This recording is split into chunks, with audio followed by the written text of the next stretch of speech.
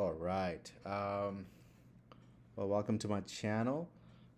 We are going to talk about very, very simple investing ideas that will compound your money um, really well without stress, that will allow you to sleep as well. And that's why the channel name is Buy and Sleep Investing.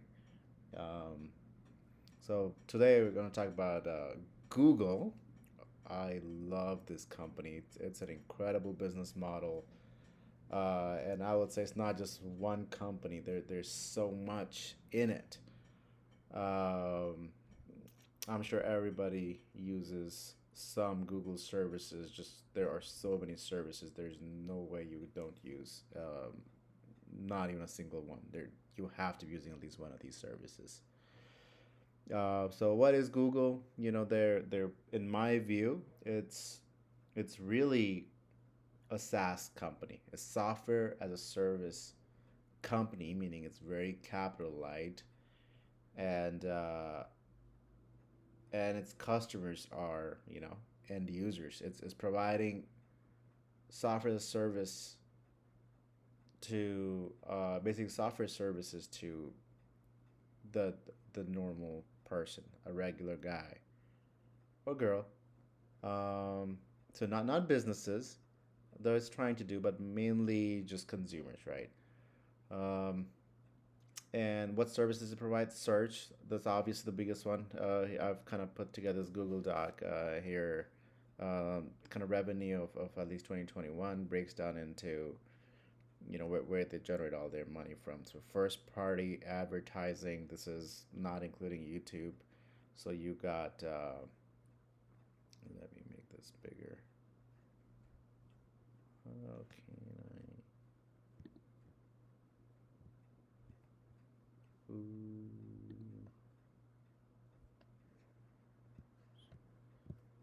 So I hope you can see that. If you can't, I'm sorry. Okay, doesn't matter. So yeah, so first party advertising. That's Google search. Whenever you search something on Google.com, they get about 57% of that revenue from here. And we'll talk about how much revenue. Well, let's go over here. How much revenue we're talking in 2021? That's the total revenue was about 257 billion dollars. This is from ticker Google.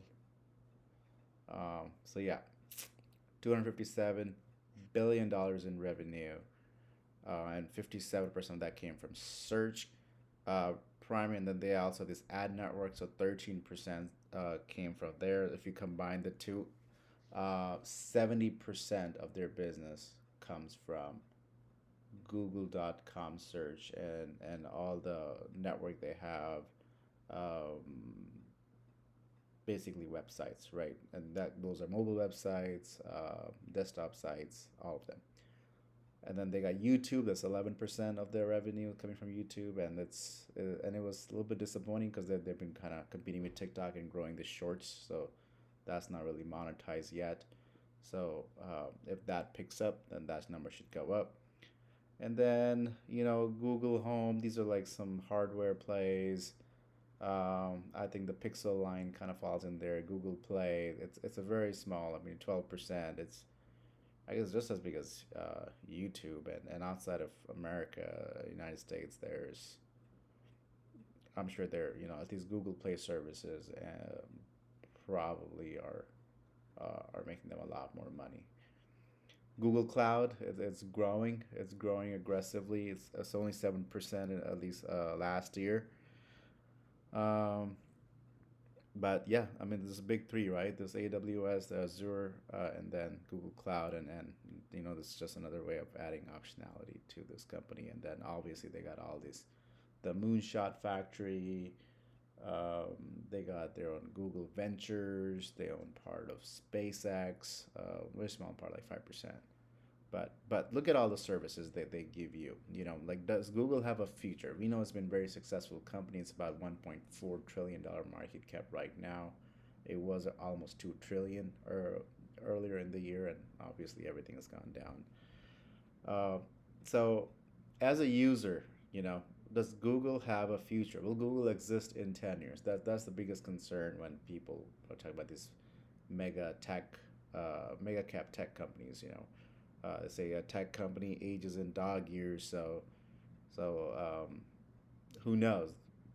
They grow fast and they die fast. Um, that'd be the concern. But I argue that Google probably has a very very long future in a unique way for a company that is very very capital light and entirely software company, at least pretty much software company. So obviously search, I don't use that much Google search, but I mean the whole, I think everybody else seems to be using Google search because clearly 70% of 250 billion dollars, that's almost 200 billion dollars, I think, that's the world globally, right? It's everywhere except for China. Everywhere outside of China and North Korea uses Google. And what's the? I think Yahoo is in Japan. I think that's it. As far as search engines, Bing brings in some money from Microsoft, and then I think it's probably Enterprise where they kind of force install it, and then the third party Firefox. Well, no other search engine except maybe DuckDuckGo and some of these other players. All right, what else? So that was search. YouTube is huge. We already talked about it. It's kind of competing in the media section with for eyeballs with your uh, YouTube. YouTube with TikTok and Instagram. Those are kind of your creator content, and then also competing with everything else like HBO Max, Netflix, Disney Plus, anything that requires eyeballs, right? I love YouTube. It's this. I pay for YouTube Premium. Yeah, it comes with a music service. I don't use the music service that much, but I love YouTube Premium just because it doesn't have ads and I can listen to everything in the background. And then you got Maps. I think Google Maps is huge. It's. I think even there, most people with iPhones use Google Maps just because the product is so brilliant, and Google does this thing where it has smart engineers, but a lot of its products are fed and made better through crowdfunding, uh, and Google Maps does that too. I mean, there's so many businesses on there now. People take photos, reviews. Google Maps is turning into basically a replaced Yelp, and you can depending on regions, this is how you order your Uber now. So I think it's Uber's probably paying Google to get into that spot, or Lyft. So there's a lot of um power in the Google Maps. Just that one app. I don't even know if I could price it. How much revenue is coming out of that. They don't break it down per app. So I think this first party advertising also includes Google Map. Um, and plus, they got the community with Waze. A lot of people love using the Waze app. I think it was Israeli uh, originally, and then obviously Google Maps bought it. Google bought it, and how Waze work with like community, right? People will post, where the cops are to give speeding tickets, and where there's something on the road, and now that communicates with Google Maps. And because everybody uses Google Maps, it has probably the best traffic data. I think if Google Maps were to disappear, cities will realize that their infrastructure needs more work. Like their roads are not efficient anymore. Google Maps is solving traffic. I mean, it's doing utility work, basically making up for poor city planning everywhere around the world outside of China. That's a lot of value provided to the world. Um, Moving on from Google Maps, we got Google Docs. I'm using Google Docs here. Everybody used to use Microsoft Office Suite.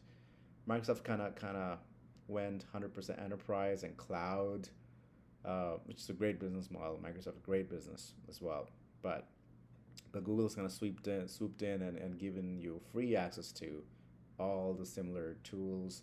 They've gone into schools, selling Chromebooks and getting people hooked on Google Docs.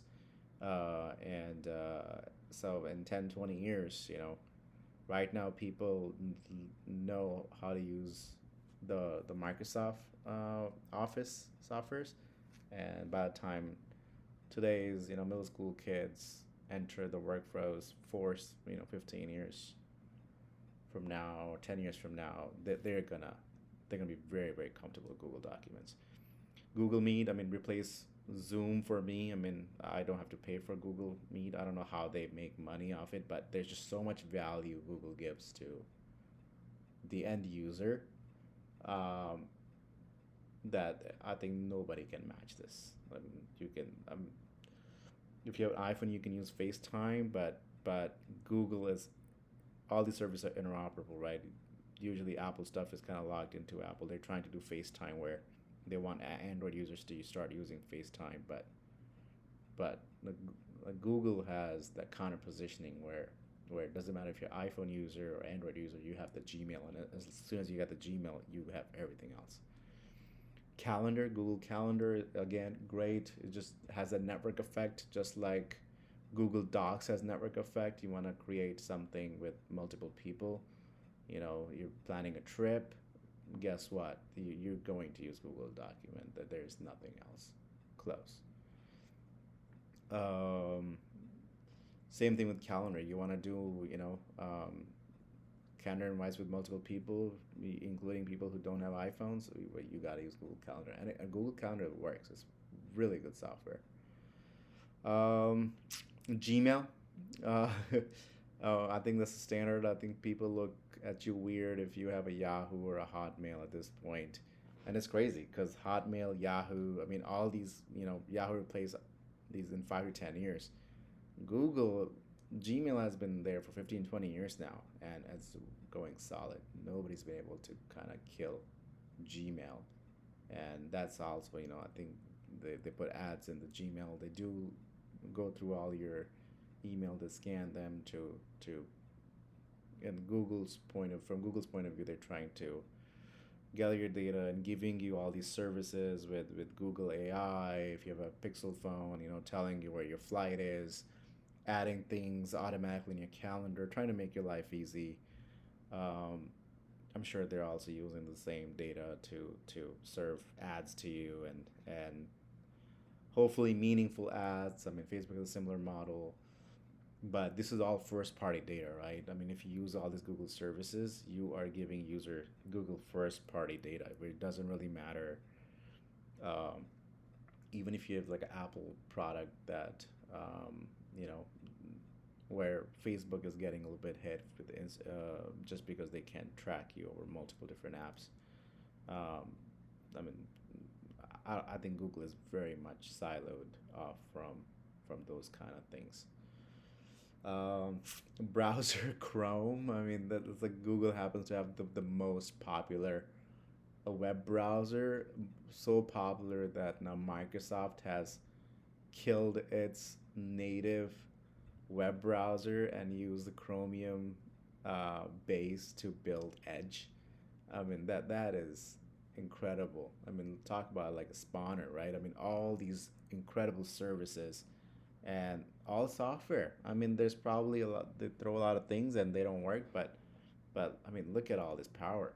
And Android, that was another great product they bought and scaled, and now, they're in duopoly with Apple, iPhone systems, and Android is getting better with each iteration. They even have CarPlay, Pixel watches, and I mean, it's going forward. I don't. They're probably going to not let Facebook, you know, uh, build the software for the metaverse if that ever becomes a thing. But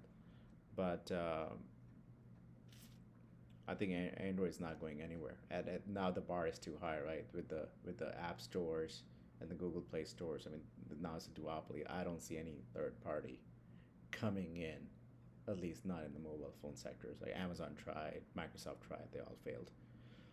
And then Google Travel. I mean, I used to use Expedia, Priceline, all these other third-party websites. I don't now. All my flights are booked, at least through Google Flights, and then they're expanding that slowly.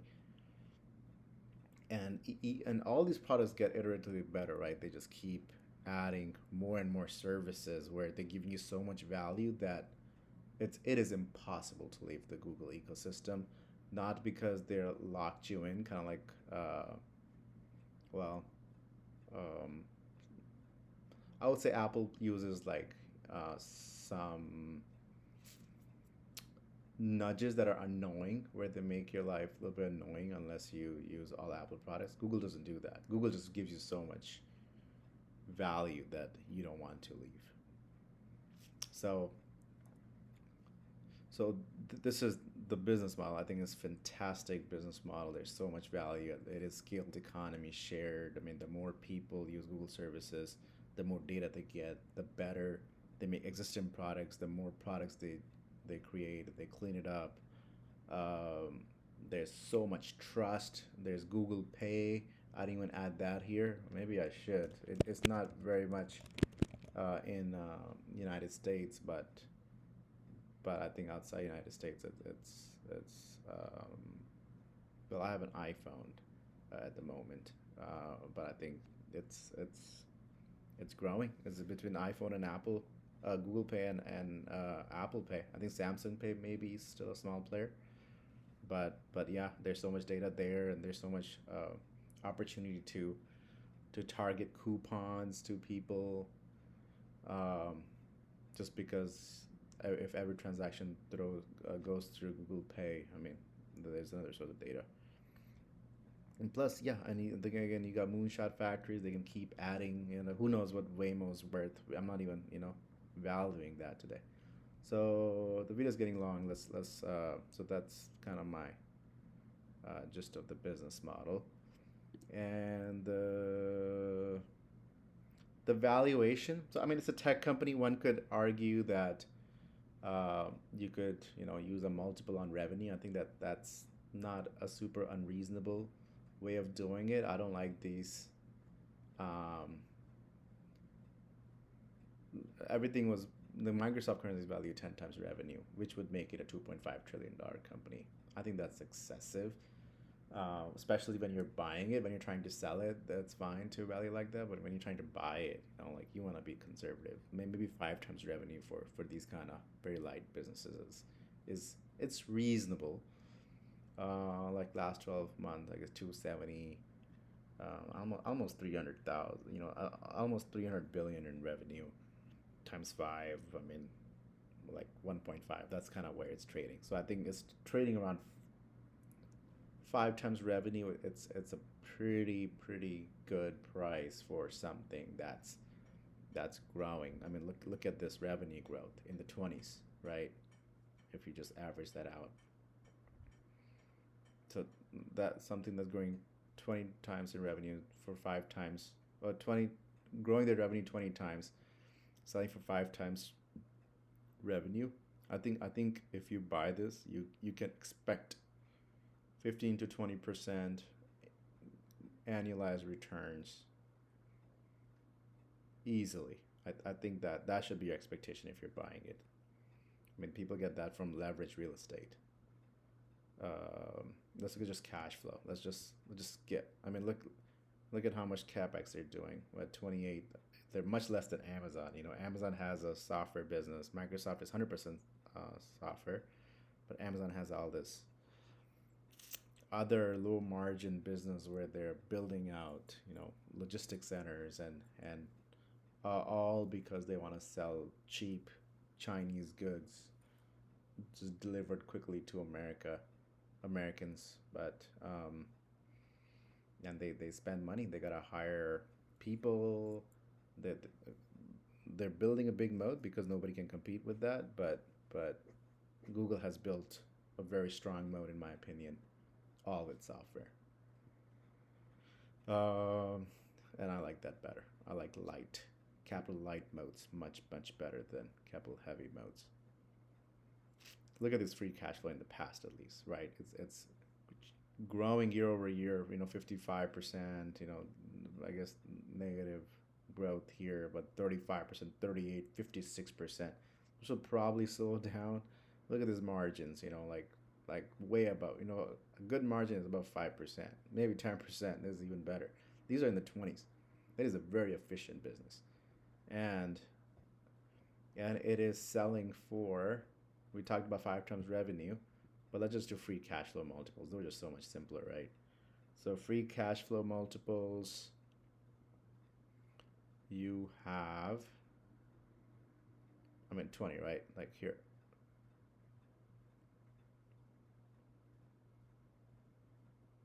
They doing, well, in here, the earnings are pretty close to the uh, free cash flow. There's really no incentive. When you have such high margins, those things tend to converge. There's no accounting shenanigan you can do to really reduce.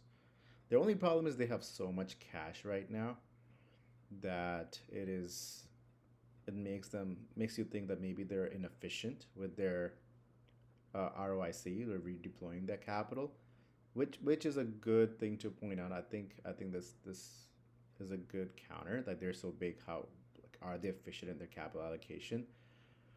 Um, well, my thinking is, even if they're not, because they try a lot of stuff, right? I mean, as part of that R&D, tech R&D for the world. But even if they're not, I mean, they're, look how much they made, about, was 70 billion free cash flow. Where's that money going? A lot of that's going into, buybacks, repurchase of common stock, 52 million. I think they announced a 70 million buyback this year. So I think it's a great company. It's not going anywhere. It's very capital light. Everybody loves it. In my opinion, the world runs on it. I mean, and if they're, people don't like paying for things, and it gives you free services, and advertisers love it. There's always going to be need for advertising in this world, and these internet channels are much more efficient than cable news networks, just because they're targeted. So it's I think it's a win-win-win for everybody. Only people who don't uh, like Google would be people who are worried about the monopoly. I mean, EU is big about that. They're trying to create these laws. I'm sure Google will think of something. There's always going to be monopoly risk. So that's your only um, real risk. But I just don't see how the world works without Google. So that's my pitch. I think this is a great price. You can, it may fluctuate. If it drops down to 2,000 from 2,200, is that a big difference? I really don't think so. If you like the company, I think this is just a good price. There's a split coming, but ignore the split. It's just noise. It doesn't do anything. It doesn't add any value to the company. So my advice would be, buy it, figure out what price you're comfortable with. I think this is a good price, and then forget about it. At least that's what I've done. So thank you.